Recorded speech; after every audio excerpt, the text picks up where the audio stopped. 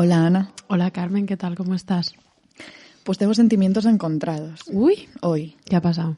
Por un lado, estoy muy contenta porque tú sabes que nada me gusta a mí más que verme con unos cascos. Es que lleva cascos, Carmen lleva cascos ahora mismo. Llevo cascos, estoy hablando en un micrófono, estoy escuchando cómo se oyen nuestras eses sibilantes aquí. Entonces eso me hace muy feliz porque estamos en Subterfuge Radio. Por fin hemos salido ya como de toda la precariedad que ha ido como por baños de medio mundo, habitaciones, precariedad. Mucha precariedad y ahora mismo estamos sentaditas, tenemos una ayuda increíble, estamos muy bien, pero no estoy bien porque he comido fatal. ¿Qué has comido hoy? No lo sé realmente. Me estaba haciendo la sorprendida, realmente no lo sé, pero hemos estado las dos en la Biblioteca Nacional trabajando y la chica de Felipe hemos estado trabajando y me ha dicho, he comido fatal, pero te lo voy a contar en riguroso directo. Cuéntame primero tú qué has comido, que seguro que has comido mejor. Bueno, yo es que hoy estoy teniendo unos días un poco, estoy bastante cansada porque llevo unas semanas un tanto. Estoy muy contenta, como que la vida me está tratando muy bien. ¿Has visto el meme que sale el de afirmaciones que sale Rosalía diciendo no me va sospechosamente bien? Me va todo sospechosamente bien, pero bueno, han sido semanas de mucho ajetreo, mucho congreso, mucho viaje. Claro, es que tenemos que decir que acabamos de volver de Dublín. De Dublín. De Dublín, de un congreso de la Renaissance Society. Pero con bueno, gente majísima que hay allí, gente majísima. Saludamos que nos escuchan. Bueno, ya hablaremos de esto o no, pero bueno. El caso es que se me ha acumulado todo eso con una tarea que tenía yo pendiente en la vida, que era dar unas prácticas de reciclaje en la autoescuela. Entonces hoy he conducido 1 hora y media, he ido hasta Villalba por la A6 y he vuelto y nada, y entonces he hecho 5 prácticas de reciclaje. Total, que todo esto para decir que he comido muy temprano, porque he llegado a casa después de las prácticas de conducir y he dicho, pues he comido una ensalada de canónigos, atún bueno, tomatitos cherry que había dejado en una vasijita del desayuno de ayer, pero bueno, estaban bien, y una pequeña quesadilla. Una pequeña quesadilla. Y luego me he comido una naranja que compré. Has comido fenomenal. He comido es lo que como casi a diario. Me hace una gracia. Y un cuadradito de chocolate negro. Que no puede faltar. Claro. Es que me hace una gracia que no tiene sentido, porque no sé por qué me hace tanta gracia, pero de verdad que me hace mucha gracia imaginarte al volante yendo hacia Villalba. Normal que te haga gracia. A mí también con ese señor diciéndome, te bajo la ventanilla para que escuches el coche y sepas cuándo cambiar de marcha. Así que nada. Así ha sido. Cualquier día ya enseguida me llevas por ahí. Por Se favor. acabaron las hijas de Felipe. 2 treintañeras muertas. ¿Tú qué has comido? Pues casi muerta, no porque me lleves tú en coche, sino por lo mal que he comido. Yo estaba en la Nacional, como tú bien sabes, sí. Y como acabamos de decir. Y he salido... he hecho una visita express a Lidia y quienes nos escuchan desde hace tiempo sabrán quién es Lidia y quienes no, ahí os quedáis con igual incógnita. no se acuerdan de quién es Lidia. Lidia es la persona que nos hace las cejas a Carmen y a mí. A mí desde hace muy poco y me las deja siempre igual que las tengo en realidad. No es verdad, no digas eso, por favor. ¿Qué has comido? Joder, he comido fatal. He aprovechado y me he metido en un bar que se llama Bar Goya, lo siento por la mala publicidad, pero el menú del día era no me ha gustado. Era un puré de verduras, pero que básicamente era patata. Patata con, no sé cuál es la otra verdura ahí, y luego unos chipirones a la andaluza. Es que has arriesgado. He arriesgado, con la las verdad. Decisiones. Tú eres muy de eso. Tú eres muy de... Me la juego. Tú eres muy de jugártela. Bueno, que no he acertado. ¿Y de postre? Es que como todo estaba tan mal y estaba sufriendo tanto, he renunciado al postre y todo. Entonces me he quedado muy insatisfecha. Y ya está. Eso es. Nada, pues luego cenaremos. Era un menú, y aquí ya entramos en el tema que somos pesadísimas, que se podría calificar como menú nefando. ¿Menú cómo, Carmen? Dilo otra vez. Nefando. ¿Y qué querrá decir esa palabra? Vamos allá. Dentro de etimología. Lo que dice la RAE es que nefando es algo dicho de una cosa que causa repugnancia u horror hablar de ella. Lo que dice el latín, que nosotros... El latín que no sabemos. Ya sabéis que somos un fraude y no sabemos latín, pero viene de nefandus, que quiere decir lo que no se puede decir, lo que no puede ser nombrado de tan malo que es. Entonces, ¿qué es, por ejemplo, se me ocurre a mí una expresión que incluye el adjetivo nefando, como por ejemplo, pecado nefando? Pecado nefando. es el pecado de sodomía. ¿Y de qué vamos a hablar hoy? Pues de eso vamos a hablar hoy, básicamente. De maricones. Que, por cierto, en Covarrubias, en el famoso diccionario de 1611, no he encontrado la palabra nefando, lo cual es muy interesante. ¿Qué palabra no encontré yo el otro día que me quedé bastante perpleja? Que estaba yo mirando el Covarrubias. ¿Te sonrojaste? Me sonrojé, perplejamente sonrojada, mirando el tesoro de Covarrubias. Bueno, no me acuerdo, no me va a venir ahora algo de alquimia, da igual. Esto, bueno, es un pecado de sodomía. Es un poco sospechoso que no aparezca esta palabra, la palabra nefando, porque aparece y va a aparecer hoy en el episodio en muchísimos documentos de archivo de los que os vamos a hablar. Pero, introducción. Recordaréis, y aquí nos remontamos a nuestro... Te voy a interrumpir con una cosa. Por favor. Este episodio es uno porque el tema nos interesa y nos enloquece, pero también porque venimos viendo y sospechando que una parte grande de nuestra audiencia se nutre de personas de la condición homosexual. Entonces nos apetecía muchísimo. ¿Se da esa casualidad?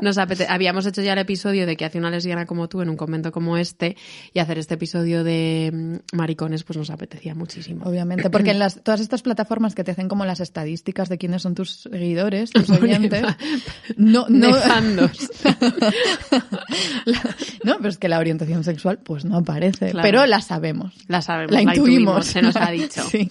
Se nos ha dicho, entonces ya retoma, eso recordaremos. Es. No, era importantísimo decir eso. Bien, Ana. Ana es la CPU de las hijas de Felipe. ¿Qué sería de las hijas de Felipe sin el cerebro de Ana? Nada. No sería nada. Bueno, casi pierdo mi DNI en Dublín, pero eso es otra historia.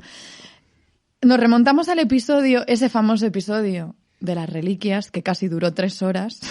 No se volverá a repetir eso, ¿eh? Eso... Quizás sí. No prometas cosas que no sabemos. En aquel episodio en el que hablábamos de las reliquias, hablábamos de una escena con la que más bien era un poquito especulación. Era un poco especulativa. A mí me gusta pensar que esto es así, pero era una escena que se daba entre Felipe II y José de Sigüenza, el monje jerónimo que ejercía labores de bibliotecario y que también conservaba las reliquias, las guardaba, las limpiaba además de Felipe II. Entonces, solo por si acaso no os habéis escuchado ese episodio de 3 horas... Corred, parad y escuchar las reliquias. Os recordamos cómo narraba José de Sigüenza sus encuentros. Voy a intentar hacer una recreación de lo que sucedió en ese episodio. ¿Vale? ¿Cómo? O sea, que mientras tú leías eso, sí. En ese episodio yo me enloquecí. Ah, es verdad. Porque verdaderamente era la primera vez que escuchaba ese relato. Entonces, venga, adelante. Venga, a ver si eres capaz. Entonces, aquí cito brevemente a Sigüenza. Él cuenta cómo tenían esos encuentros, esos ratitos que pasaban a solas, que Sigüenza recuerda con muchísimo cariño, mucha ternura, bastante sensualidad. Y él dice, cuando la tomaba en mis manos, la reliquia, la que fuera, antes que me pudiese prevenir de algún tafetán o lienzo, se inclinaba el pillísimo rey y, quitando su sombrero o gorra, la besaba con boca y con ojos en mis propias manos, que por ser algunas pequeñas, algunas reliquias, era fuerza besármelas las manos también 1000 veces. Y creo que con esto, dice él, quería Felipe II de un camino a hacer 2 obras santas, mostrando no estimar en menos las manos donde se consagra Jesucristo que aquellos huesos, fundas un tiempo de las almas que fueron aquí, templo del Espíritu Santo. Es que me sonrojo muchísimo y vuelvo a esclasar. Yo en aquel episodio chillé enloquecida, son maricones, como nadie ha podido verlo. Que luego alguien me dijo, es como nadie lo ha visto porque nadie lee estas cosas. Es como no te sorprendas. Claro. Es muy sonrojante. Claro, entonces él narraba todo esto y narraba las veces en que, dice él, consideraba yo entre mí las ocasiones que buscaba el rey para hacer esto muchas veces. O sea, él como Sigüenza dice... Menudo travieso Felipe II. Felipe II se escaqueaba con bajo cualquier ese rostro hierático. Exacto, había un pedazo de maricón. Igual. Perdón, pedimos perdón porque luego esto, claro, lo escucha gente seria.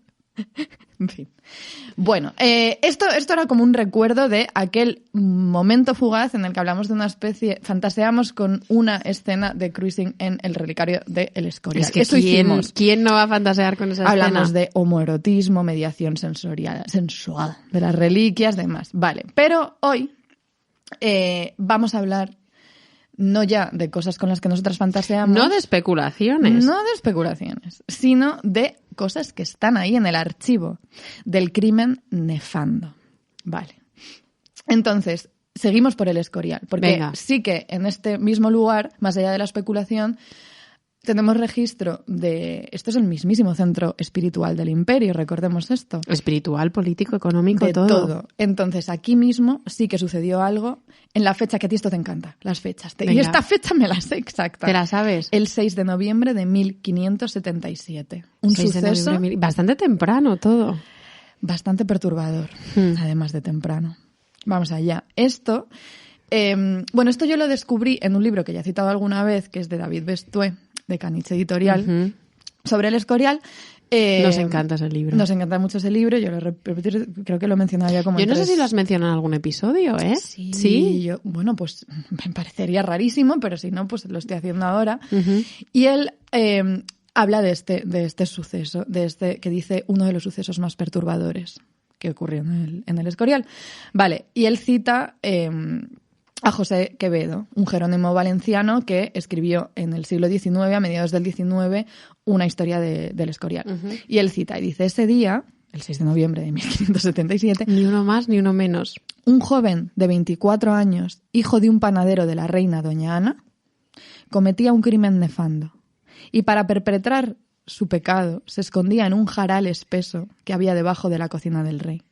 Los que habían observado la frecuencia con que iba a aquel sitio lo espiaron y, sorprendido en el acto, dieron cuenta al rey, que mandó ponerle preso y que fuese juzgado por las leyes.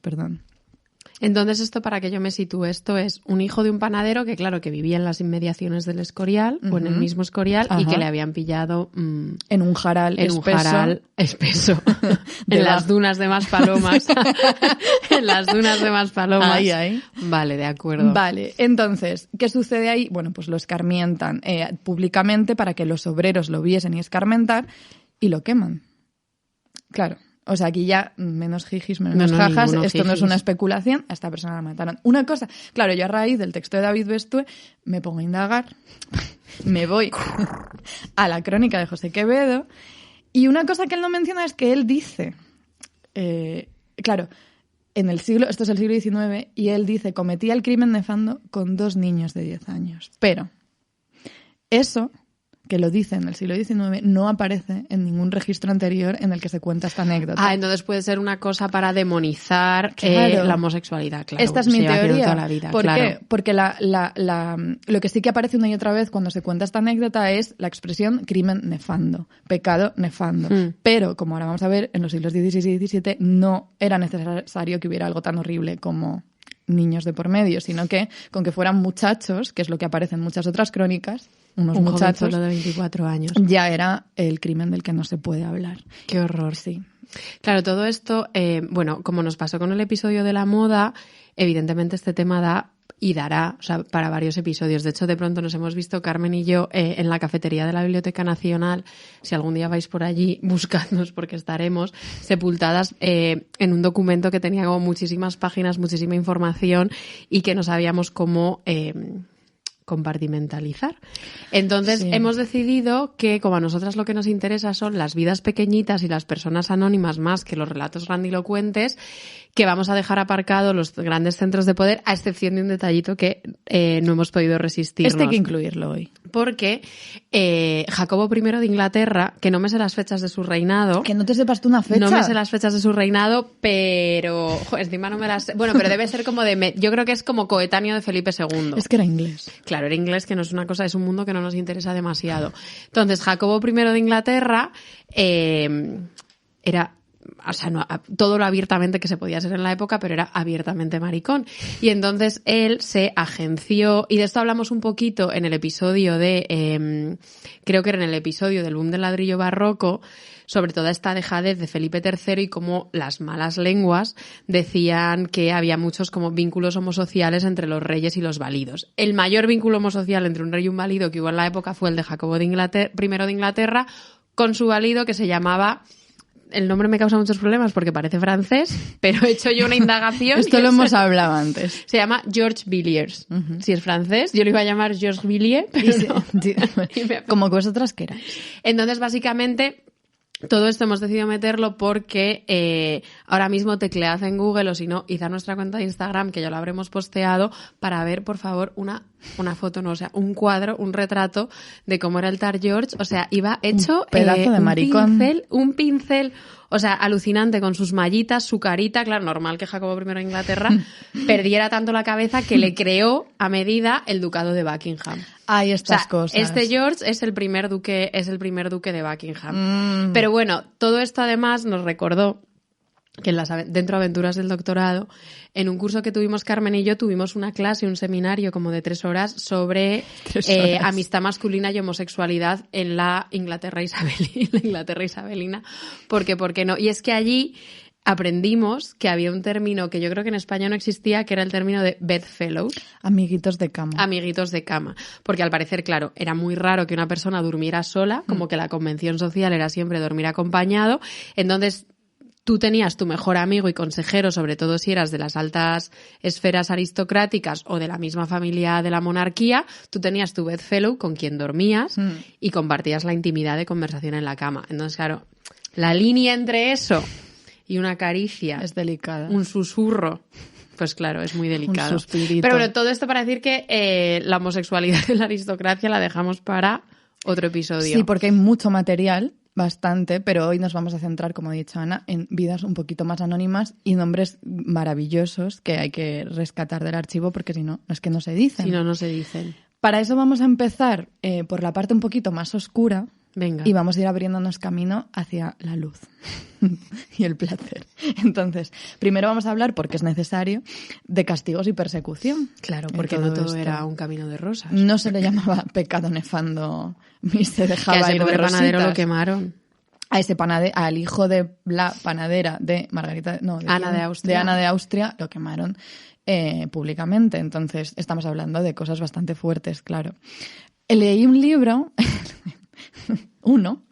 Carmen ha leído un libro. Un libro en mi vida de Francisco Garza Carvajal que se llama, tiene un título bonito, pero ahora veremos de dónde viene, que se llama Quemando mariposas, sodomía e imperio en Andalucía y México, siglos XVI y XVII, ¿vale? Nuestros siglos más favoritos de la historia. Esta persona, que la verdad no lo conozco. Yo tampoco, pero se ha peinado todos los archivos habidos y por haber hasta que he encontrado registro de todos los maricones y todos los procesos, persecuciones. Muchísimas gracias, Francisco Garza Carvajal. Es que nosotras realmente este podcast existe porque hay gente que se dedica a hacer todo esto, porque si no, imagínate. Claro. Pero bueno, entonces él primero... Sobre los archivos, cuando acabes esto voy a comentar. Dilo. No. Tienes que primero, luego lo digo. ¿Encaja mejor luego? Encaja mejor luego, tú sigue. Vale. A ver, una cosa que hay que decir aquí es que tenemos demasiada información hoy y no podemos soltar toda esta información que tenemos en este documento. Entonces, quemando mariposas, básicamente él primero contextualiza un poquito las leyes que hubo, que empezaron como a partir de los Reyes Católicos, por ejemplo, habla del 1497 en Medina del Campo, y de hecho tengo otra fecha exacta, 22 de julio de 1497. Casi mi cumple. Pues... ya es cáncer. Casi. Como todas sabéis por el episodio del horóscopo. Claro. Pues en esta fecha se acercaba el cumpleaños de Ana Garriga y entonces los Reyes Católicos decidieron proclamar la primera pragmática contra la sodomía del periodo, ¿vale? Que es la primera... Qué sinvergüenzas los Reyes Católicos, pues sí. ¿eh? Entonces, lo que hacía esta pragmática no era nueva, o sea, no era la primera ley que perseguía el pecado nefando, pero sí agravaba bastante los discursos y las sentencias y los castigos que se decretaban contra los sospechosos y los inculpados por sodomía. Entonces, hay algunas... Nada, voy a leer muy por encima cosas que decía esta pragmática. El crimen cometido contra el orden natural causaba gran infamia en la tierra y ofendía gravísimamente a Dios nuestro Señor, obviamente. Era un acto innoble, digno de un corazón cobarde o debilitado. Y se decía que el crimen nefando, ese que no merece tener nombre, era destructor del orden natural y por tanto punible por la justicia divina. Bueno, pues nada. Claro, es que era cuando estaba yo leyendo todas estas cosas de Jacobo I y de todos estos como cortesanos homosexuales en la Inglaterra isabelina, parte del problema era que se consideraba una traición al orden monárquico y al orden divino. Claro, es que era una traición. Así que todas estamos... Y también se equiparaba mucho, y eso lo veremos ahora más adelante, con la herejía directamente. O sea, era como absolutamente todo lo malo que podía condensarse en un solo acto furtivo estaba pasando. Entonces, todo esto también, lo que cuenta este escritor es que la pragmática de los Reyes Católicos viene un poco de la setena partida, que es del siglo XIII, que se llamaba de los que facen pecado de lujuria contra natura. Eso es de Alfonso X el Sabio. Claro, eso es anterior. Eso es Carmen Acceso. Eso a mí ya. Pero esto es heredero de un poco de esa partida, que ya precavía, dice, a todos los hombres para que se guardaran contra esta maldad, puesto que el pecado da origen a muchas y desastrosas calamidades sobre la tierra, tales como el hambre, la pestilencia y el tormento. O sea, que básicamente era como cometer este pecado estaba sentenciando... ¿El hambre? La pestilencia, era como todo. estaba sentenciando a todo el mundo a que vinieran todos los desastres del universo posibles. Pero bueno.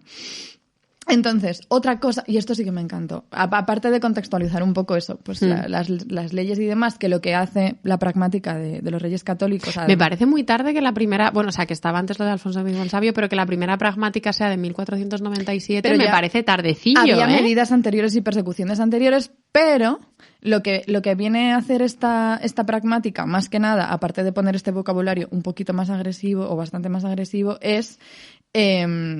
encontraba como insuficiente las penas anteriores e instituía por fin la muerte por fuego. Vale, o sea claro. Aquí sí. Ningún jaja.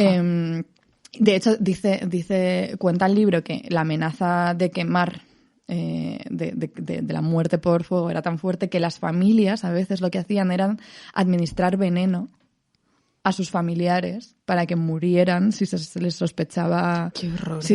No, esto ya hemos dicho que vamos a transitar de la oscuridad a la luz en este episodio, pero tampoco podemos olvidarnos de esto. Y una cosa, y de hecho el autor de este libro, una cosa que hace como un argumento de por qué no quiere silenciar las partes más crudas de todo este relato. Y también las voces más desagradables que califican todos estos encuentros, todos estos crímenes que encontraban. Hombre, claro, me parece súper necesario como un acto de resistencia. Es que muchas veces, en lo que él dice es que en la historiografía anterior de todo esto se silencia por un lado de pudor, y por más razones, pero él hace como un alegato por incluirlas. Y una de las voces que incluye, que es bastante fuerte, es la de un tal Fray Pedro de León, que escribió el compendio de algunas experiencias en los ministerios de que usa la Compañía de Jesús. Jesuita, hacía mucho que no nos nombrábamos. Aquí tenemos a un jesuita que nos cae mal. Él habla de la lacra, ¿vale? Y elogia la brillante clarividencia de encarcelar a los sodomitas, aparte del resto de prisioneros, por miedo a su contaminación. Estaba el jesuita. El jesuita dice, claro, porque dice, es muy peligroso permitir que dos muchachos yazcan juntos en la cama. Y también se refería, y esto es bonito y por eso el título del libro se refería a los sodomitas como como mariposas, que no pueden evitar la tentación de caer en las llamas. Otra vez. Vale, pero entonces él lo que cita, y es lo último que vamos a escuchar de Fray Pedro de León, porque no merece que nunca jamás lo vamos a nombrar, es algo que cuenta él, que sucede con un fraile en la prisión de Su Majestad de Sevilla, ¿vale? Vale. Estamos en Sevilla. Estamos en Sevilla. ¿En qué año? No lo sabemos. El año no lo tenemos. Vale, no pasa ahora nada. mismo. Yo te animo a continuar con esa espinita clavada porque no lo sé. En este documento de 20.000 páginas... Pero sabemos el nombre, que es Cristóbal Chávez. Claro, un fraile que se llamaba Cristóbal Chávez, ¿vale? Vio cómo, y aquí citamos, un viejo llamado Villarreal, atentas, insertaba un cable náutico en forma de un robusto miembro viril, midiendo por lo menos 30 centímetros, dentro de su trasero, reproduciendo el mismo efecto que los sodomitas producen en otros hombres. Estoy sonrojada. Te estás sonrojando muchísimo. Entonces las autoridades acusaron a este, y cito, sucio y deshonesto Villarreal, pues de haber cometido el pecado de polución consigo mismo. Me encanta lo de pecado. En plan, no te he cogido el teléfono, que estaba en el pecado de polución conmigo misma. Lo voy a empezar a decir. Carmen, mira, perdón. Me has pillado liadísima. Ay. Bueno, real, que es que esto no lo vamos a parar de decir ya. Hombre. Bueno. Entonces, sí, le acusan... Ya que la sentencian. a ser azotado en público. Y murió. ¿Murió azotado? Sí. Hostia, tío. Pero espera, es que esto es lo último que vamos a escuchar de este jesuita Fray Pedro de León. Mientras moría, de León decía, contaba, vomitó sus intestinos mientras yacía entre el hedor de sus restos como ejemplo de la cantidad de suciedad presente en este malvado y pestilente vicio. Es horroroso, ¿eh? Lo siento, pero de hecho es que me pregunté pero es muy si importante traerlo o no. Es muy importante sí. rescatar todo esto porque luego, por ejemplo, cosas que suceden. Voy yo a relacionar que nada que ver a la historia de este maldito delator Cristóbal Chávez que delata a este hombre Villarreal que estaba haciendo la polución consigo mismo y que Carmen nos ha traído porque nos lo cuenta Fray Pedro de León, porque son muy importantes los relatos de castigo y los relatos de resistencia, porque yo hoy estaba yendo en la A6 a Villalba en mis prácticas de conducir y entonces ha habido por una conversación que ha surgido, ha habido una instancia en la que yo perfectamente podía haber hablado de mi novia y mi lesbianismo. Pero claro, estaba en la autopista, en una situación como de vulnerabilidad, con el profesor de autoescuela, que era pues un señor al uso, y me ha dado como muchísimo apuro. Ay. Cosa que hacía, y me he sentido muy mal porque hacía años que a mí esto no me pasaba. Es que el coche es un contexto de vulnerabilidad bastante fuerte. Sobre todo el coche para alguien como tú y como yo, sí. Pero no me entonces extraña. creo como que rescatar todos estos relatos de castigo y resistencia, pues que estamos haciendo una labor necesaria. Y yo te he relacionado muy a este bien. pobre hombre muerto en el hedor de sus intestinos. Eso es horroroso, sí. Horroroso. No, pero me parece súper importante que cuentes esto, Ana, muy bien. Ya estoy mejor. Ya te has repuesto. Ya puedes, pero ahora fíjate que estás contando a todos nuestros oyentes que no lo saben que eres lesbiana. Porque no lo saben. Espera, se ahoga. Ana es lesbiana. Entonces, ¿estás bien? Sí, perdón. Jo, antes casi me hago yo. Perdón, sigue, que es que eres imbécil.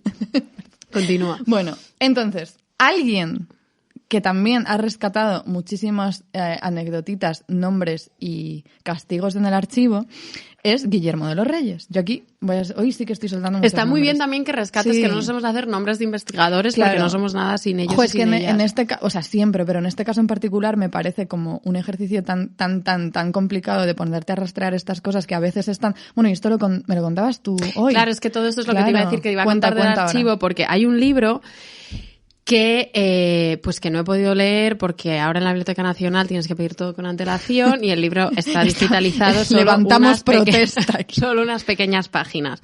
El libro, yo conozco los trabajos de este tipo que no me acuerdo cómo se llama porque tiene un nombre, el libro se llama Sins Against Nature, Sex and Archives in Colonial New Spain. Ajá. Entonces es como pecados contra la naturaleza, sexo y archivos en la Nueva España colonial. Y rastrea archivos creo que es de México, lo que corresponde a México, Guatemala y también Filipinas. Entonces él ha rastreado una sección del archivo, creo que es del Archivo General de la Nación en México, que llevaba el nombre, y eso yo creo, no me he leído el libro entero, pero supongo que es lo que le encendió la lucecita, porque el nombre de unos archivos que se llamaba Indiferente Virreinal. Claro. O sea, el nombre Indiferente Virreinal, y claro, se empezó a mirar ahí y había mogollón de casos, en general de cuerpos y personas disidentes, y obviamente muchísima homosexualidad. Por eso que es un trabajal. Claro, y él investiga una cosa súper curiosa que es que me gusta mucho su trabajo, dice que claro, cómo se hace un cuerpo legible en el archivo. O sea, como hay ciertos cuerpos que se leen muy fácil y otros que no. Y él se ha dado cuenta además que hay muchos relatos en primeras personas de estos hombres ajusticiados por el pecado nefando que han desaparecido del archivo y que lo que queda es luego como el juicio sumario que hace un notario después, como relatando en estilo directo lo que estas personas decían, pero como que hay como sospechas de manipulación. De que está un poquito alterada. Entonces, lo de Indiferente Virreinal es que me ha dejado... Pues es que es justo del Archivo General de la Nación, de donde este investigador que te mencionaba, Guillermo de los Reyes, rescata un montón de anécdotas y de testimonios para un artículo que se llama Curas, Dones y Sodomitas. Bueno. Que esto, por cierto, aquí hago llamamiento a mi amigo Jesús. Hola Jesús, que porque él está muy interesado como en hacer algún proyecto editorial que tenga que ver con relaciones homosexuales entre monjes. Entonces esto te interesa, Jesús. Ya te lo no he tenido tiempo de decírtelo por WhatsApp. Pero te lo está diciendo aquí públicamente. Sí. Bueno, la cosa es que él rescata, pues eso, muchas anécdotas que tienen que ver, son sobre todo del siglo XVII-XVIII, que ya el XVIII ya sabéis que se nos escapa un poquito, pero también hay bastante del XVII. Entonces, en nuestro afán de rescatar nombres anónimos y anecdotitas, voy a contar ¿A quién alguna. nos traes ahora? El sacerdote de Puebla, Juan Altamirano, ¿vale? Esto es 1659, ¿vale? Vale. Es alguien que decide descargar su conciencia y aparece mucho, él menciona esto, como aparece un montón la expresión descargar su conciencia, como de pronto sacerdotes que están totalmente ya perdidos. Descargados. Perdidísimos y dicen, venga, voy a descargar mi conciencia. Entonces él cuenta cómo años antes, en 1656, otro franciscano que se llamaba José Vargas le había propuesto, y dice, con palabras claras, no cabía ahí huequecito para la duda, cometer el pecado nefando. Lo que dice Juan Altamirano es que él, pues ahí fue débil, y que sometido a las diligencias de José Vargas, cometió sodomía. Es que estoy todo el rato sonrojada en este episodio. Claro. Entonces él no puede ya, y esto hace años ya, entonces lleva 3 años reconcomido por la culpa y por fin decide descargar 3 años en los que ha mantenido relaciones con José Vargas de manera continuada, o una vez. Una vez y lleva 3 años torturado. ¿No te cree? Nadie, Juan Altamirano. Nadie lo cree. Pero también algo que dices, porque, a ver, si estamos hablando antes de que la pena era la hoguera, como de pronto la culpa es tan grande como para que Juan Altamirano decida confesar. Bueno, porque estamos hablando de clérigos y una cosa que comenta Guillermo de los Reyes es que, por todo lo que ve en el archivo, con el clero la justicia era bastante más blanda. Hombre, claro.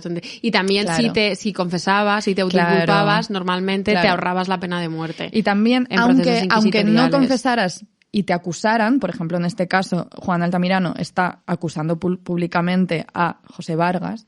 No sé qué le sucedía al tal José Vargas, pero parece ser que incluso aún así eran más benévolos porque se suponía que como miembro de la Iglesia eras gente de razón, que podías ser perdonado porque ibas a entrar en razón y ibas a saber enmendarte. Esto me recuerda a antes he leído, mirando todo esto, perdón por el inciso, que un arzobispo inglés básicamente venía a decir que él hacía todo como en un estado, que igual que hay gente como que se emborracha y bajo los efectos del alcohol comete como ciertos crímenes, comete asesinatos o robos, pues que él en estado de somnolencia, que él no se acordaba muy bien, pues que había visto cómo se le aparecía el duque de Buckingham sobre la cama y es como, oye... No quise saber, pero he sabido. No quise acordarme, pero me acuerdo. Nos contó una amiga, hola Alba. Hola Alba. Que a ella esto tiene un nombre. Esto sucede de verdad. Sex by attack. Sex by attack. Así, ¿no? El nombre es terrorífico. El nombre es terrorífico, pero por lo que yo entendí que ella nos contó, esto te sucede si tú te despiertas de noche un poco sonámbula.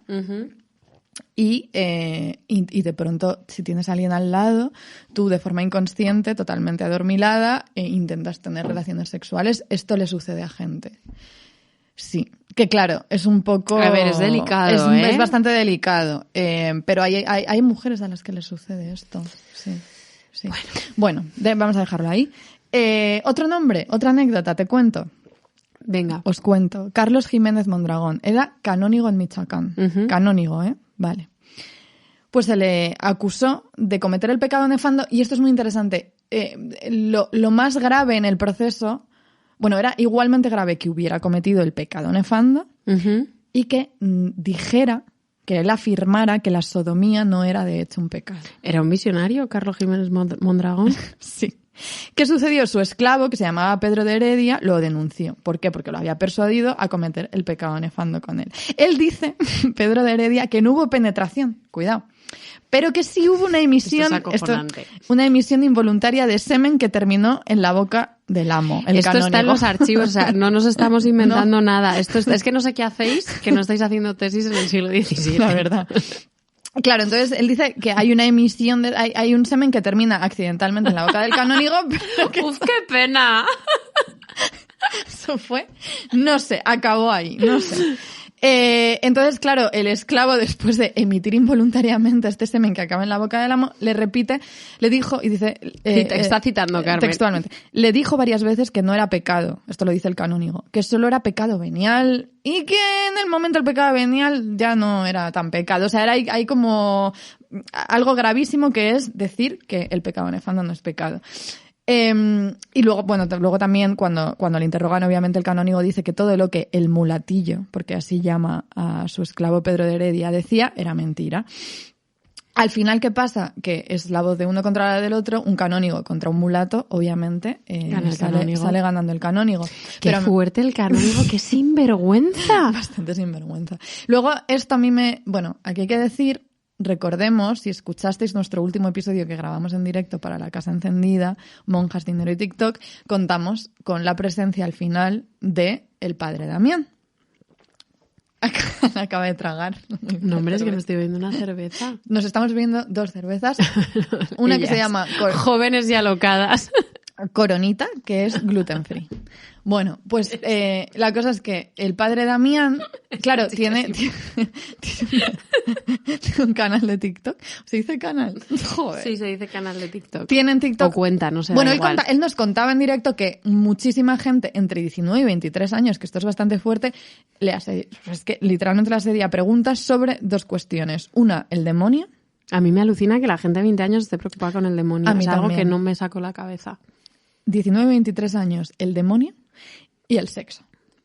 Entonces el padre Damián tiene bastantes vídeos de TikTok, unos cuantos al menos, en los que habla sobre sexualidad, digamos, no sexualidad. Sexualidad.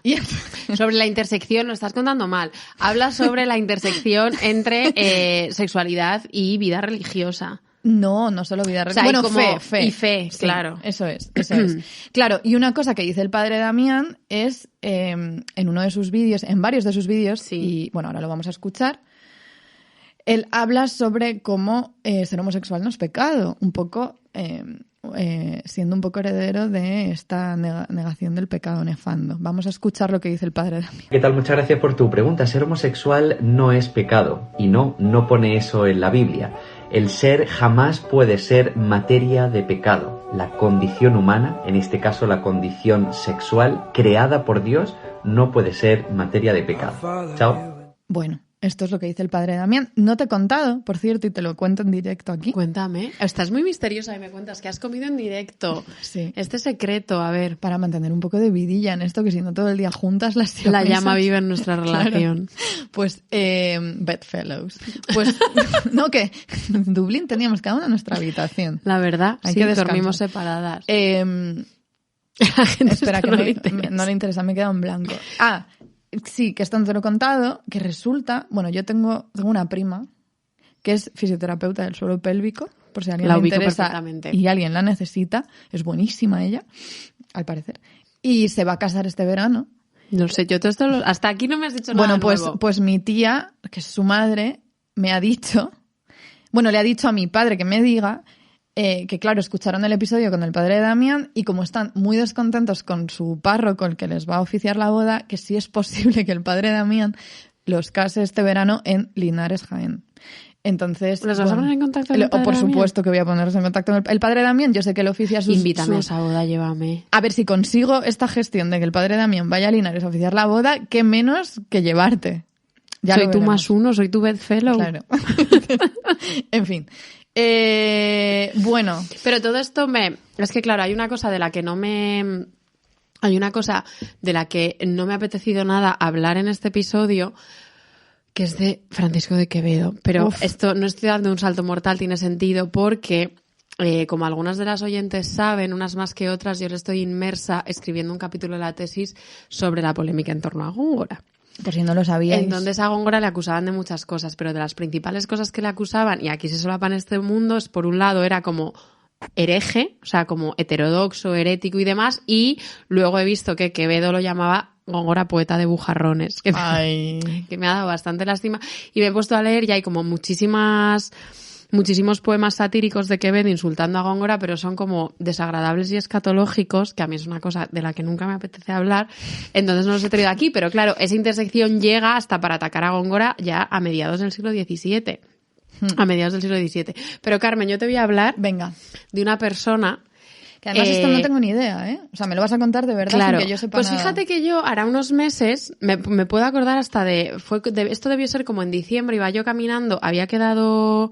¿Con quién había yo quedado? con Elena, creo. Bueno, da igual, había quedado y estaba caminando por Chamberí y vi unos carteles de que estaban haciendo justamente una representación teatral en la Abadía sobre Juan Rana. Uh-huh. Que os preguntaréis, ¿quién es Juan Rana? Con ese nombre. ¿Quién es Juan Rana con ese nombre? Que le llamaban así y ya intuiréis por dónde van los tiros, por ser la rana ni carne ni pescado. Entonces, Juan Rana, cuyo nombre real era Cosme Pérez, fue un actor durante el reinado de Felipe IV que se volvió súper famoso, y eso, en la Abadía hace poquito hicieron una representación, creo que de sus entremeses, porque él se volvió tan famoso que llegaron a hacerle como obras de teatro ad hoc, o sea, como que básicamente eran, y tienen obras, Jerónimo de Cáncer, o sea, ya los títulos son bastante reveladores. Jerónimo de Cáncer tiene una obra que se llama Juan Rana, Mujer. Entonces, pero lo que me hace mucha gracia es que salimos ahora un poquito de la oscuridad en la que nos había metido Carmen con todos estos relatos aterradores. Pido perdón. Carmen pide perdón, porque Juan Rana es un caso súper celebrado de un maricón sobre las tablas al que le fue todo de maravilla a mediados finales del siglo XVII. Porque creo que esto no estoy convencida, o sea, no estoy segura, pero creo que era muy amigo de esta actriz cuyo nombre no recuerdo, pero que se llamaba La Calderona. Ay, ¿Cómo se llamaba? Bueno, era una actriz que era básicamente la favorita de Felipe IV y ella y él eran muy amigos. Ella era muy amiga de Juan Rana y lo protegió enormemente. Pero bueno, Juan Rana al principio es como tenía un personaje, o sea, se encasilló en los papeles de afeminado, papeles, no vamos a entrar ahora a hablar de travestismo y drag sobre las tablas. Un poquito sí. Sí, pero bueno, esto es un tema que da de sobra para episodio. Pero bueno, básicamente se fue descubriendo y lo que los relatos de la época dejan traslucir es que era maricón sobre las tablas y de puertas para adentro. Y ya os enseñaremos un retrato porque tenía una fisionomía bastante peculiar. Pero bueno, todo esto es que a la gente le cabreó sobremanera que se dejara de condenar a alguien como Juan Rana, que era abiertamente homosexual. Y hay una noticia de 1636. Me río porque ahora la estoy leyendo. Era una noticia de 1636 en el que básicamente el nivel de fama, que esa es una cosa que a Carmen y a mí, de la que hablamos mucho, el nivel de fama y de celebridad que había adquirido Juan Rana lo convirtió en un protegido de la monarquía y podía ser abiertamente maricón. Y en una noticia de 1636 se lee: en cuanto al negocio de los que están presos por el pecado nefando, no se usa del rigor que se esperaba. O sea, esto porque el ruido ha sido mayor que las nueces. O sea, que verdaderamente el poder y el dinero alcanzan lo que quieren. A don Nicolás, el paje del conde de Castrillo, que es alguien a quien tendremos que indagar. Hay que indagar. A don Nicolás, el paje del conde de Castrillo, vemos que anda por la calle, y a Juan Rana, famoso representante, han soltado. Porque sí que le abrieron a Juan Rana un proceso inquisitorial, pero intervino Felipe IV y le soltaron. O sea, la fama lo puede todo. En todo lo que encuentran estos estudiosos anteriores de los que hemos hablado, que han rastreado todos los archivos de México, obviamente esto aparece también mucho, como dependiendo de tu lugar en la jerarquía colonial en ese caso, obviamente te salías más o menos de rositas. Claro. Hay otra cosa de Juan Rana que nos sirve para enlazar con otro episodio y me hace mucha gracia, es que Calderón, o sea, le escribieron obras a Juan Rana básicamente todos los autores de la época. Maricón famosísimo. Era famosísimo. Que se codeaba con las actrices de la época. Hay un libro que no he podido mirar, pero que pinta súper interesante. Quizás le podemos hacer un episodio a Juan Rana entero. Vamos a dedicar a Cosme Pérez le vamos a hacer un episodio. Venga. Calderón le escribe una obra que se llama El desafío de Juan Rana. Uy. Me hace mucha gracia porque hay mucha gente que ha estudiado leyendo las obras que le hacían, como intentar adivinar cuál era como la gestualidad y la forma de performar de Juan Rana. Entonces ¿cómo sería la pluma en el 17? Claro, es que esto es súper interesante. Porque yo creo, mi sensación un poco en el 17, no sé si a ti te pasa, es que todos tenían mucha pluma por la cosa de la esprechatura. Claro, está haciendo una alusión, Ana, a Castiglione. Aquí, en otro episodio os contaremos un poco más de esto, pero básicamente Castiglione era un italiano que escribió un tratado sobre cómo ser, pues, un caballero. Cómo ser un caballero, y básicamente la esprechatura era la pluma. Pluma absoluta. Entonces, ¿cómo sería ser ya Juan Rana? Juan Rana era, o sea, imagínate. Claro. Entonces, acaba de aplaudir. Calderón de la Barca le escribe una obra que se llama El desafío de Juan Rana, y en un momento dado el personaje que está representando Juan Rana pide un manto y dice: impórtame reñir de medio ojo, y estaba aludiendo a esconderse, pero también a fingir ser una tapada de medio ojo. Entonces se travestía en escena. Por favor. Madre mía, Juan Rana. Ríete de RuPaul. Bueno. Uy, es que tenemos... Bueno, en otro momento. Vale. Juan Rana. Oye, pues sí que merece un episodio. Me cae súper... Sé muy poquito de él, pero me cae súper bien. Además lo de Juan Rana, ni carne ni pescado. Juan Rana, porque la rana no es ni carne ni pescado, mi vida. Con esto que nos cuenta Ana, con este personaje maravilloso que ha introducido, ¿no hay ningún retrato de Juan Rana? Sí.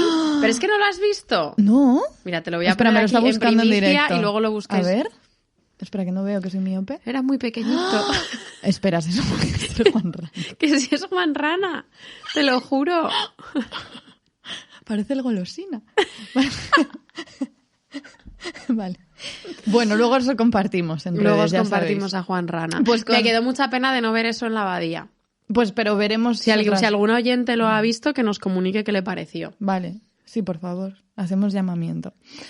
Pues con este personaje que nos introduce Ana, ya hemos pasado un poquito bastante de el castigo, la persecución y los horrores al placer y la resistencia también, al salirse un poquito de rositas, al encontrar tu huequecito Yo para... en la autovía hoy, yendo a Villalba. Sí, eso es. Entonces, para hablar de eso, tenemos que recurrir a un artículo, bueno, un capítulo que escribió. Y aquí hoy estamos como aludiendo... Estamos muy académicas hoy un poco, ¿eh? Muy académicas. Estamos como rindiendo mucha pleitesía a la academia. Se nota que acabamos de llegar de un congreso en Dublín y que algo se nos ha filtrado.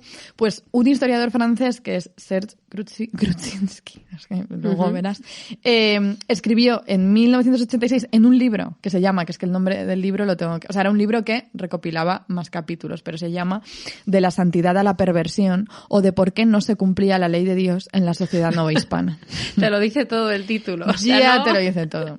No te deja nada para desvelar. En este libro de 1986, Grudzinski incluye un capítulo que se llama, y tiene un título bastante bonito, Las cenizas del deseo. Por esto de quemarlos. Almodóvar. Sí, claro, es bastante. De hecho, cuenta cosas bastante almodovarianas, supongo. Ahora veremos, pero. Supongo. Entonces, primero sí que, obviamente, sí contextualiza bastante las persecuciones y los castigos. Habla de la nomenclatura, que es una cosa de la que no hemos hablado mucho. Hemos hablado de sodomía y pecado nefando, pero luego había... Bueno, y a Góngora, que se le llamaba poeta de bujarrones también, pero... Al menos en Nueva España había además otros nombres, como por ejemplo, los vocablos que preferían, además de pecado nefando, era putos. Eso sucedía. Bueno, pero sí que cuenta como, por ejemplo, absolutas redadas, una en 1658, martes 6 de noviembre, te digo incluso el día de la semana. Un placer. Su CPU hace... Este martes 6 de noviembre de 1658, y te voy a decir la hora. Joder, ¿has visto, Carmen? Buah, a las 11. ¿Cómo era lo de...? ¿Cómo era? Está volviendo atrás en el documento. No, pero ya no lo encuentro. ¿Cómo era lo que hemos dicho que íbamos a decir en sustitución de la masturbación? Tío, ya se me ha olvidado. No, pero encuéntralo, por favor. ¿Cómo se llamaba? Ana. Pecado de polución consigo mismo. Me da bastante polución conmigo misma todo esto. Vale. Bueno, imaginaos que Ana tengo aquí ahora mismo teniendo un pecado de polución consigo misma porque acabo de decir que el martes 6 de noviembre de 1658 a las 11 de la mañana sacaron de la Real Cárcel en la Ciudad de México a 15 hombres, ¿vale? A 14 los asesinaron en la hoguera. Y a uno, porque era demasiado joven, le dieron 200 azotes. Vale, entonces, obviamente, también este capítulo empieza por contar todas estas cosas que sucedían, pero más allá de eso, la parte que a mí más me interesaba y también en la que más se extiende él, yo creo, es en encontrar... Bueno, cuenta cosas muy graciosas antes de esto, como por ejemplo el virrey de Nuevo México, que estaba como que hacía como un imposible. Esto no puede ser. ¡Ulala! No. Decía, por ejemplo, no está en la causa, y se refería a esta causa de 15 hombres que habían sido pillados en esta redada, no está en la causa hombre ninguno, no solo de calidad, pero ni de capa negra, sino todos mestizos, indios, mulatos, negros y toda la inmundicia de este reino y ciudades. Obviamente aquí hay muchísima intersección del tema. Racializando obviamente. La homosexualidad. No solo el clero, sino también pues los criollos españoles y demás se salían bastante más de rositas que la gente racializada, los mulatos, negros y demás. Entonces, pero nos aclara el artículo, obviamente, el virrey, dice él, que esto me parece muy tierno, el virrey se equivocaba o mentía. A ver, probablemente había mucho de mentir ahí. Pero luego, una cosa de la que sí que habla, que esto me encanta, habla como que él rastrea en el archivo, que es que también de verdad que es que hoy estoy boquiabierta con la labor de archivo. La labor de archivo es admirable. Y él rastrea... Podríamos hacer merchandising de las hijas de Felipe con una camiseta que pusiera la labor de archivos. Cuidado. Cualquier día. Me sonrojo. Ella es emprendedora como Hildegarda. Pues él lo que hace en este capítulo es que como que pinta súper bien una escena de maricones y travestismo en el México colonial bastante fascinante. A ver. Por ejemplo... Yo no me la sé, sí, habla de los... Bueno, en las fuentes de archivo se habla de hombres vestidos de mujer o de travestistas, ¿sí? O sea, el término ya existía, claro. Sí. Qué fuerte. Claro, eso es bastante fascinante y habla... Y aquí de nuevo, este afán que tenemos por recordar estos nombres que si no, se van a quedar sepultadísimos. Nada. Uno porque lo rescata, obviamente, gente que va al archivo y otro porque aquí dos frikis absolutas, repipis, los traen. Vienen a traértelos. Pero él cuenta, por ejemplo, habla de 8, que serían como los 8 maricones más famosos de la escena underground del México colonial. Habla de... O sea, México is burning. Totalmente. Juan de la Vega, mulato, que tenía un apodo que era Cotita. Juan de la Vega, Cotita. Miguel Jerónimo, que era mestizo y al que llamaban la Zangarriana, y ahora veremos por qué. La Zangarriana. Luego estaba Juan Correa, mestizo, que tenía el apodo de La Estampa. Alonso, también mestizo, que era conocido como La Conchita. Bernabé, que era sastre, y hay bastante... Hay muchos sastres. De hecho, no fuimos, pero en Dublín... Había un panel sobre sastres. Y una de las charlas sobre los sastres hablaba de la homosexualidad del sastre en una obra. En otro de los libros, en el libro de Sins Against Nature, hay mucho sastre pululando. Pues este sastre llamado Bernabé era conocido como La Luna. Sebastián Pérez, español, era conocido como Las Rosas, en plural. ¿Que esto? ¿Por qué sería? No sé. Pues a saber. Luego Martín, que era indio, tenía el apodo de La Martina de los Cielos. Jolines. Ojalá alguien herede estos nombres. Bueno, pues es que si nos escucha alguien de RuPaul, pues mañana mismo. Y que se los reapropie, sí. Y un negro que no tiene nombre conocido, pero su apodo sí, La Amorosa. ¿Y eran amigos entre sí? ¿O eran como un grupo? Sí, ahora te voy a contar. Bueno, también habla mucho de... Por favor, es que necesito que las oyentes se paren un momento a pensar que Carmen nos ha traído aquí una escena total y completamente de verdad, como de la escena, sí. Como que yo fui al Black and White la semana pasada... salí por Chueca, cosa que hacía que no sucedía desde hacía milenios, y es un poco una realidad, pero estamos en el año 1659. En 1659 esto sucedía. A las 11 de la mañana del 6 de noviembre. Eso es. También una cosa que cuenta en el capítulo es, y esto pues es esperable, que aquellos que tenían un rol más considerado femenino, tanto en sus prácticas sexuales como en sus gestualidades, en su performatividad, se llevaban los peores castigos. Claro. Y así sigue pasando. Pero, y entonces las descripciones que se hacen de ellos vuelven con muchísima insistencia sobre los rasgos femeninos. Se dice de Juan de la Vega. El dicho Juan de la Vega, que era mulato afeminado, le llamaban Cotita. Estamos hablando de Cotita. Que es lo mismo que mariquita. O sea... Es que podría ser una cita de los años 60. Cotita... Bueno, claro, no da tiempo a hablar de esto, pero tenemos un amigo que se llama Javier, que conocemos de Brown, con el que no te he contado, pero me estaba mandando mensajes a ver si me podía... Hace un trabajo interesantísimo, Hace un trabajo súper interesante sobre homosexualidad, franquismo, también iconografía religiosa y homosexualidad en el franquismo. Bueno, en fin, sí. Luego compartiremos cosas. Sí.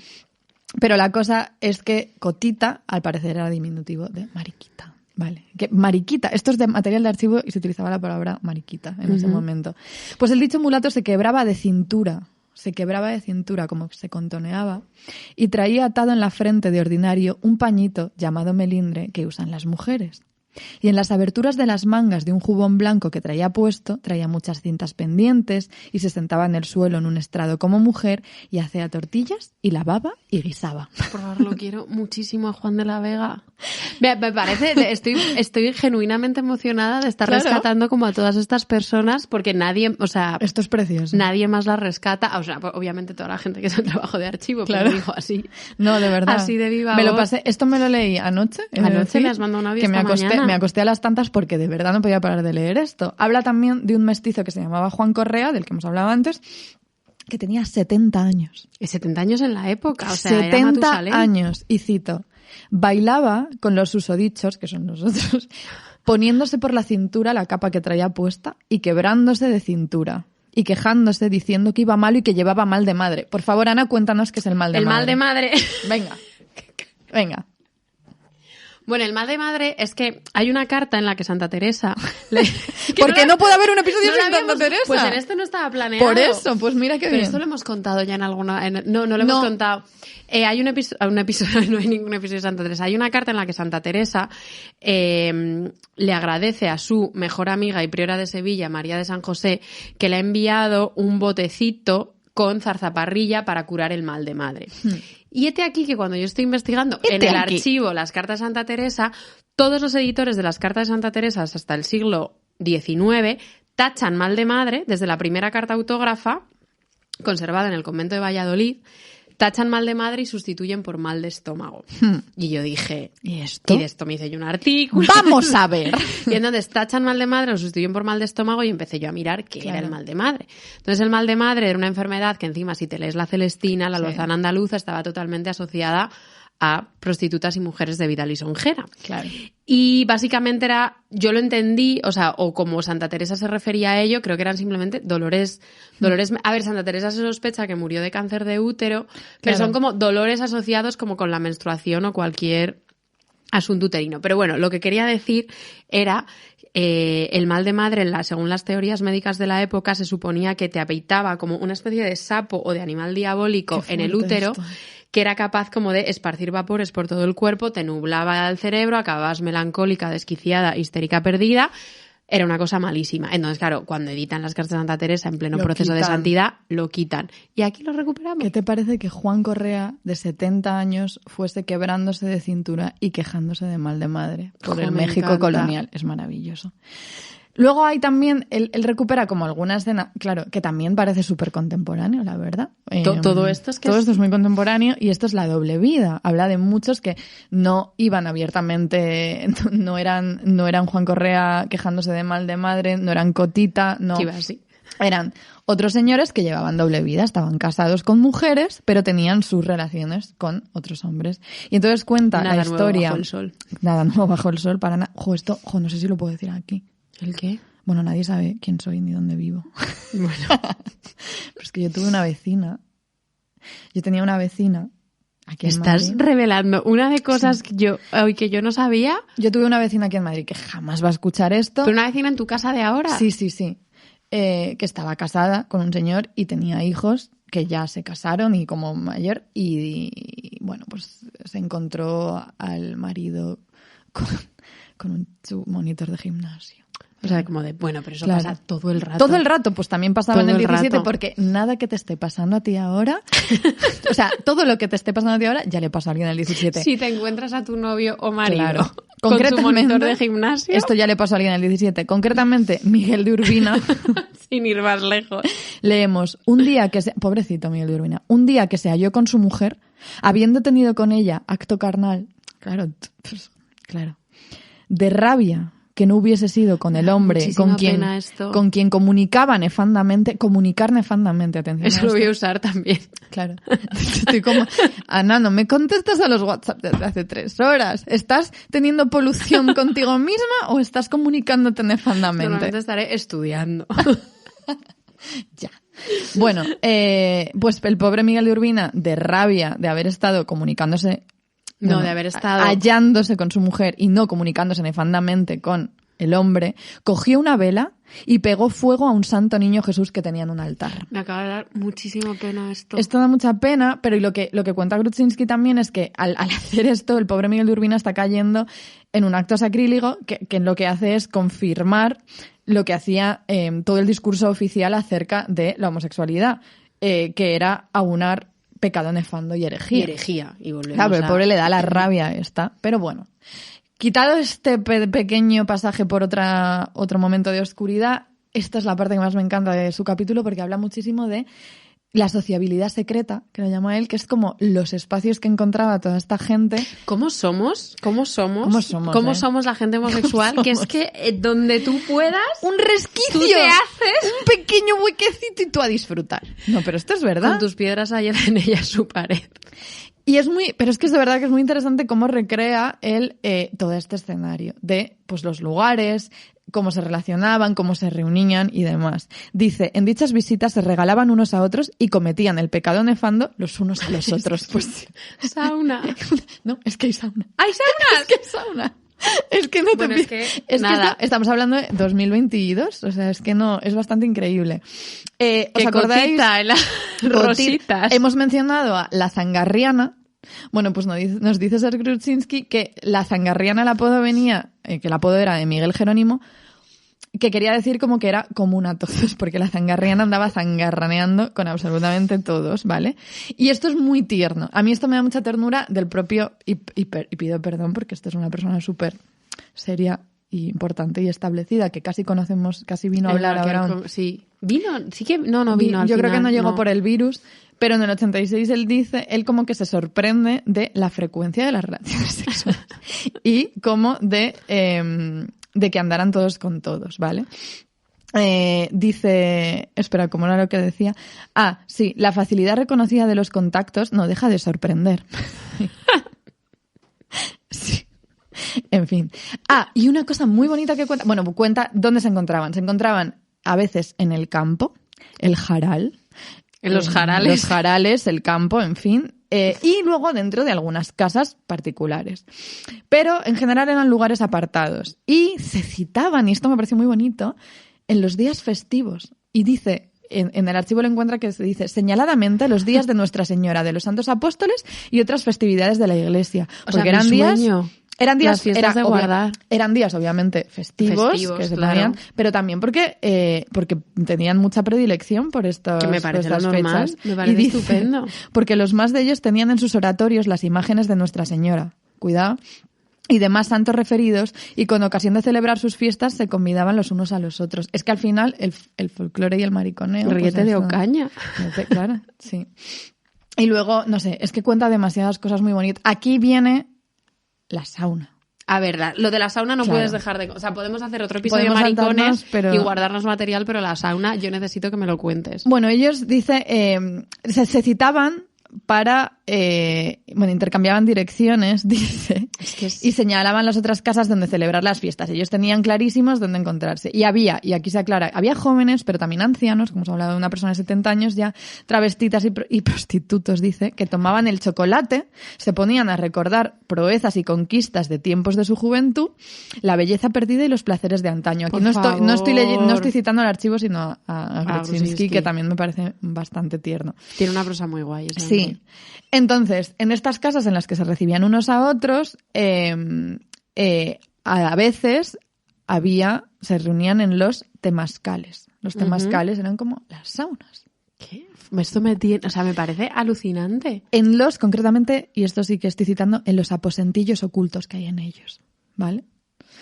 Entonces, ¿qué sucede? Hay un día de 1687, cuya fecha no recuerdo concretamente. Me vale el año 1687. Pero ahí pillan a un indio y a un mulato que están cometiendo el pecado nefando. En los temazcales. Claro. Entonces, la Sala Real del Crimen dice, cuando están instruyendo todo este caso, el concurso de hombres solos en los temazcales, aunque no es de por sí malo, por las circunstancias que concurren en ellos del calor, la oscuridad, los tactos, movimientos, azotes, vapores, todo junto es provocativo, mueve, irrita, incita a torpezas. Y más siendo las personas que allá asisten de vil condición y de muy malas costumbres, de que en resultado y resultan tan enormes pecados como es el de la sodomía. Me encanta lo de incita a torpezas. Perdona, y lo de concurren en ellos azotes, ¿me explicas? Pero lo de incita a torpezas, o sea, como el vapor, los calores, el roce. La noche te confunde.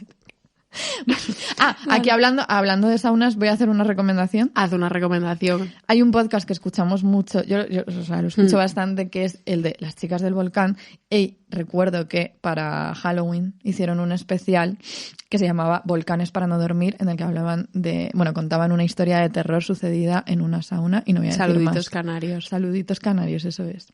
Pero con esto os podéis hacer una idea de todo lo que recopila Grudzinski, que es bastante maravilloso. Porque este episodio, como hemos tenido muchísimo jaleo, obviamente lo hemos preparado, como veis, pero lo hemos preparado un poquito sin poner mucho en común. Entonces hemos dicho, mira, pues como hicimos con el de las reliquias, que me acuerdo que fue así, pues me lo vas contando en directo.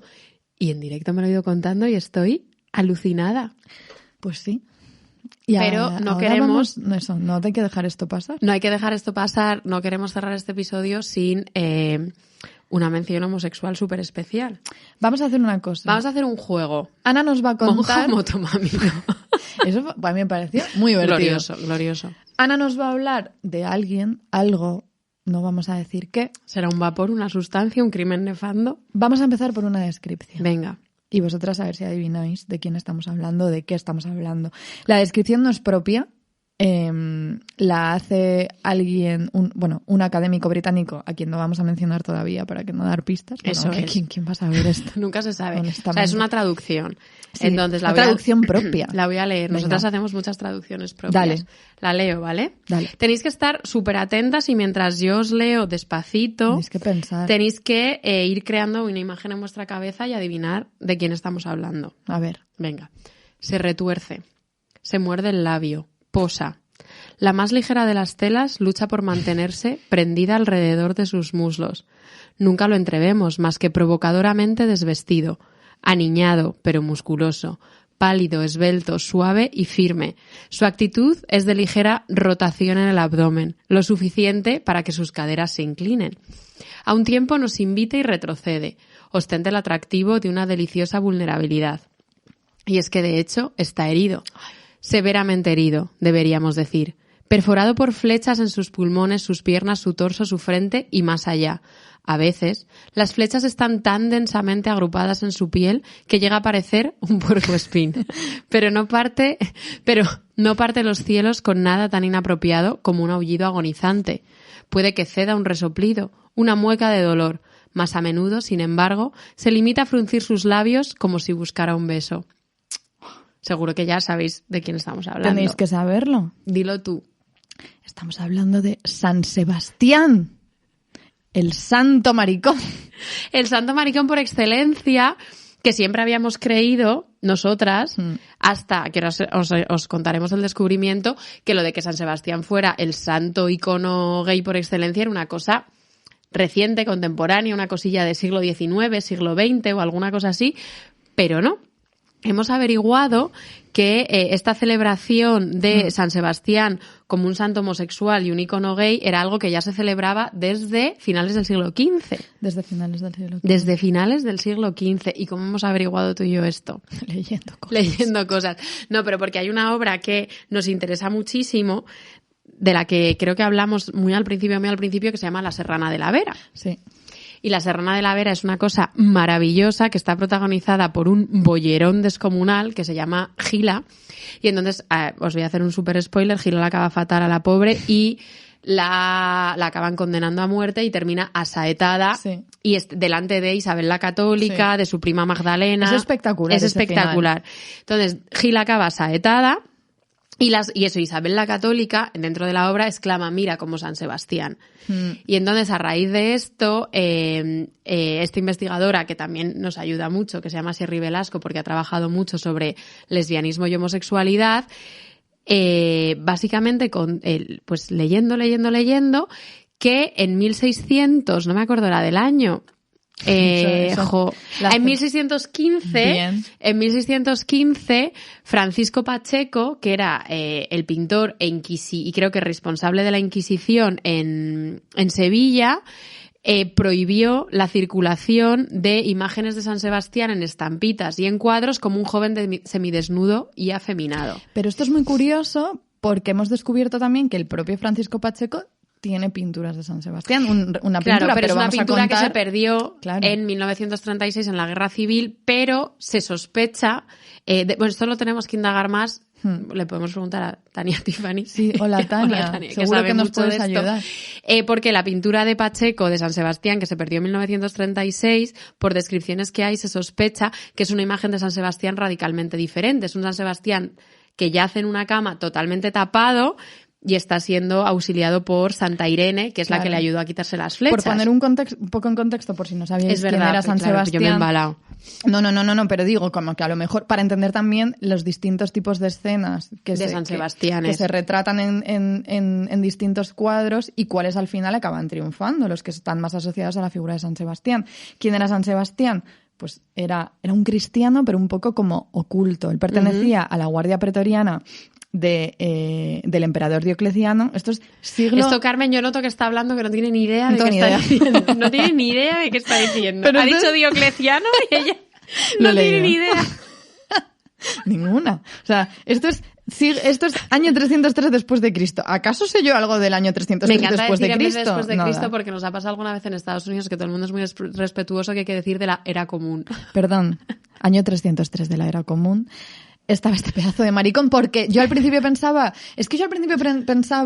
realmente no lo sé, ¿eh? Y aquí seguro que hay mucha gente que tiene muchísima más idea que nosotras, porque esta época ya se nos escapa, todo se nos va difumina. Pero yo pensaba que de pronto, por lo que fuera en las representaciones pictóricas, se había ido la cosa tendiendo hacia ese afeminamiento mariconeo brutal de San Sebastián, porque sí, sin más, pero parece ser, o se cuenta, o quizá también es una historia reconstruida posteriormente a la par que estas representaciones que se hacen, como estabas contando tú, pero sí se cuenta que en realidad estaba aliado con el emperador Diocleciano, no solo pertenecía a su guardia, era su guardaespaldas, sino que estaba aliado. No sé, esto ya... Como el duque de Buckingham, es que... Un poquito así. Pero la cosa es que hay un momento en el que él tiene que elegir entre su carrera militar y su amante, al parecer, o su fe cristiana, y él elige la fe cristiana. Por supuesto. Acaba, obviamente. ¿Y qué pasa? Que su castigo es que todos los demás guardaespaldas lo utilicen como práctica a él para saetarlo. Entonces está comido a flechas. Claro, y está siempre como en su tronco, atravesado por flechas. Pero ¿por qué es interesante esto para la representación? Porque hay varios momentos. Él no muere ahí. Curiosamente. Se lo llevan luego. Él sobrevive a eso, se lo llevan y luego sí que lo matan y lo tiran como en un canal, en un desagüe romano, que se llamaba la Cloaca Máxima. Y ahí después, y entre medias Irene le quita las flechas y demás, entonces había como muchas opciones de qué representar de San Sebastián. Y de hecho hay muy poca, de hecho yo me he enterado preparando este episodio de la representación de San Sebastián siendo auxiliado por Santa Irene. O sea, eso es primera noticia. Claro, porque en realidad al final hay... Bueno, y es que aquí nos vamos a hinchar en Instagram de compartir. Y de hecho, esto, no vamos a hablar de esto, pero es que esto nos permitiría como transicionar a hablar de ciertos poetas ingleses que empezaron a escribir muchos poemas en el siglo XVII que directamente fantaseaban con las llagas, las heridas de Cristo, como todo ese homoerotismo que pulula como con las figuras estas de la iconografía. Es que igual que os dijimos que de moda barroca vamos a tener que hacer más episodios de pecado nefando también. Una cosa que me está torturando es que hemos leído la traducción de esa descripción maravillosa de San Sebastián, pero hemos dicho de quién era. Esto es de un señor inglés, ¿cómo se llamaba? Bueno, no lo sé. El que escribe el artículo este de The Guardian. Vaya, no lo tenemos. Perdón. Bueno, pero una cosa que decía... te lo cuento, dime. ¿Cómo se llamaba? Llamaba Sweet Pain, se llama el artículo. Es que está muy bien, ¿eh? El artículo está estupendo. También lo podemos compartir luego. Lo compartimos luego. Se llamaba Nigel Spivey. Vale, ya pues está. Una cosa que él hace es conectar toda la iconografía de San Sebastián con las fotos de un fotógrafo que se llama Robert Mapplethorpe. No, pero porque las he estado mirando y también los que me las has mandado antes. Que te las he mandado antes sin ningún contexto. Le he dicho, Ana, esto tiene una explicación. Porque era un fotógrafo bastante famoso al parecer, novio de Patti Smith en su momento. Ah, mira. Sí, que retrató toda la escena sadomaso de Nueva York. Seguro que esto lo saben el 90% Pues nosotras no, para nosotras esto es súper novedoso y lo tengo que decir, pero lo que él dice es que está súper influenciado por la iconografía de San Sebastián. Sí, yo he visto, o sea, hay otro, no me acuerdo ahora del nombre, pero hay también como otro fotógrafo famoso que también ha hecho como recreaciones de San Sebastián. Sospecho que debe ser algo bastante habitual. Al uso. Buscan. Al uso. Bueno. Pues se nos quedan cosas en el tintero, pero no nos da la vida para más. Haremos una segunda parte y una tercera y una cuarta. De todo esto. Bueno, oyentes, nada, hasta la próxima. Un abrazo muy fuerte. Un abrazo, besitos. Si yo volviera a nacer, te lo juro, por la Virgen del Carmen, yo, maricón.